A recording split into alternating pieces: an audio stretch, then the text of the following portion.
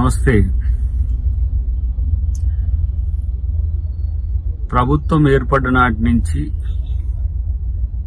ఇటు బీఆర్ఎస్ అటు బీజేపీ ఈ ప్రభుత్వం ఎక్కువ రోజులు ఉండేది కాదు, ఈ ప్రభుత్వం తొందరలోనే సమస్యల్లో పడుతుందని చెప్పి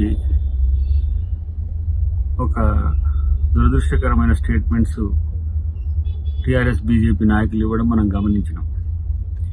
మొన్న ప్రజాస్వామ్యయుతంగా ఒక 4 ఎమ్మెల్యేలు బీఆర్ఎస్ మిత్రులు ముఖ్యమంత్రి గారిని ముఖ్యమంత్రి హోదాలో కలిస్తే వాళ్లతో అంతా ఏంటంటే మీరు పోవడం తప్పు, మీరు ఎందుకు పోయినరు అని చెప్పేసి ఒత్తిడి మేరకు నేను ఏదో ప్రెస్ మీట్ పెట్టినట్టు. కాంగ్రెస్ పార్టీ బీఆర్ఎస్ మాదిరిగానో లేకపోతే ఇతర పార్టీల మాదిరిగానో ఇష్టానుసారంగా ప్రజాస్వామ్య వ్యతిరేక చర్యలు చేయదు. కాబట్టి వాళ్ళు మాత్రం తొందరపడతా ఉన్నారు. నిన్న కేటీఆర్ ఒక మాట అన్నాడు, తొందరలోనే కేసీఆర్ గారిని ముఖ్యమంత్రిగా తెచ్చుకుందామని. ఏంది బజార్లో కొట్లో దొరికే దుకాణంలో దొరికే వస్తువు అయింది ముఖ్యమంత్రి అనేది. ప్రజలు ఎన్నుకుంటే ప్రజాస్వామ్యంలో ప్రజల ఆశీర్వాదంతో వచ్చే పదవి అది. తొందరలో తెచ్చుకుందామనే చర్చ ఇవాళ కేటీఆర్ తీసుకురావడం దేనికి సంకేతం? తర్వాత మా వాళ్ళు చేసే స్టేట్మెంట్స్ కూడా ఇప్పుడు కౌంటర్ చేయాల్సి వస్తుంది. మా నాయకులు చేసే స్టేట్మెంట్స్ కూడా ఇప్పుడు గేట్లు తెరిస్తే 30 మంది ఎమ్మెల్యేలు వస్తారనేది మా తుమ్మల గారు చేసిండు అనుకోండి. మీరు చేస్తుండ్రు కాబట్టి ప్రతిగా చేయాల్సి వస్తుంది. ఆ మేరకు సమాచారం ఉండి ఉండవచ్చు. బట్ ఎందుకు సంయమనంతో ఉంటున్నాం, ఎందుకు ఇలా ప్రజాస్వామ్యయుతంగా ప్రభుత్వం తర్వాత ప్రతిపక్షాలు ఉండాలని కోరుకుంటున్నామో అది అర్థం చేసుకుంటే మంచిది. ఏదో కేటీఆర్ ఇస్తేనో కేసీఆర్ ఇస్తేనో లేకపోతే బీజేపీ మోడీ ఇస్తేనో వచ్చిన ప్రభుత్వం కాదు. ప్రజలు ఎన్నుకున్న ప్రభుత్వాన్ని గౌరవించాల్సిన అవసరం ఉంది. గతంలో రాజాసింగ్ కడియం శ్రీహరి గారు మాట్లాడిన స్టేట్మెంట్స్ కూడా మీరు చూసిండ్రు.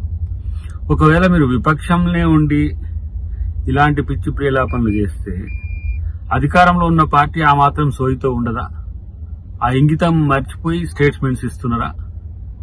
తొందరలోనే తెచ్చుకుందాం కేసీఆర్ ముఖ్యమంత్రిగా, అదే అంగట్లో దొరికే సరుకు ముఖ్యమంత్రి అనుకుంటున్నాడు కేటీఆర్. ఒక అన్రెస్ట్ తో ఉన్నాడు, ఒక అనవసరమైన చర్చ ఈ రాష్ట్రంలో తీసుకొస్తున్నాడు కేటీఆర్.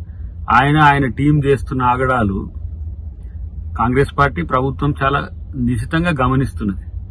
కాబట్టి కామెంట్స్ చేస్తే దాని ముందు వెనక ఆలోచించి చేస్తే మంచిది, ప్రతిగా ఉంటాయి. అవినీతి అక్రమాలు బయట పెడతామంటేనేమో ప్రభుత్వం కక్ష సాధింపు అంటారు.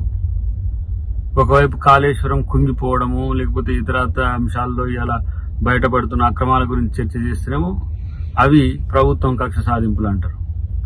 చేసే తప్పుడు పని చేస్తారు, నిర్ణయాలు తీసుకోవద్దు. మళ్ళీ 50 రోజులు దాటకముందే ప్రభుత్వం మళ్ళీ మేము తెచ్చుకుంటామనే ప్రగల్భాలు పలుకుతున్నారు. అదే కనుక చేస్తే మరి తుమ్మల గారు చేసిన స్టేట్మెంట్ కరెక్ట్ కాకుండా అయిపోద్దా?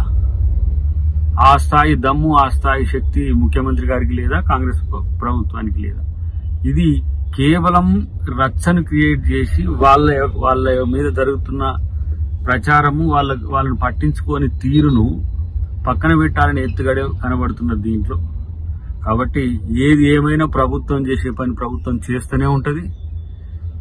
ఎలాంటి ప్రజా వ్యతిరేక లేదంటే ప్రభుత్వ వ్యతిరేక చర్యలు లేకపోతే ప్రభుత్వ వ్యతిరేక స్టేట్మెంట్స్ ఇస్తే దానికి ప్రతిగా డెఫినెట్ గా కార్యాచరణ తీసుకోవడానికి కూడా ప్రభుత్వం వెనుకడిగేది. ఎందుకంటే ఇవన్నీ కూడా అసహనపు వ్యాఖ్యలుగా కాంగ్రెస్ పార్టీ భావిస్తున్నది. ఇక దాని మీద ఎలాంటి భవిష్యత్తులో ఎలాంటి పరిణామాలు ఉంటాయనే విషయంలో వేచి చూద్దాం. బట్ ప్రజాస్వామ్యయుతంగా మలగాల్సిన అవసరం 2 విపక్షాలకు ఉన్నాయి, బీజేపీ బీఆర్ఎస్ కానీ తెలుసుకుంటే మంచిది.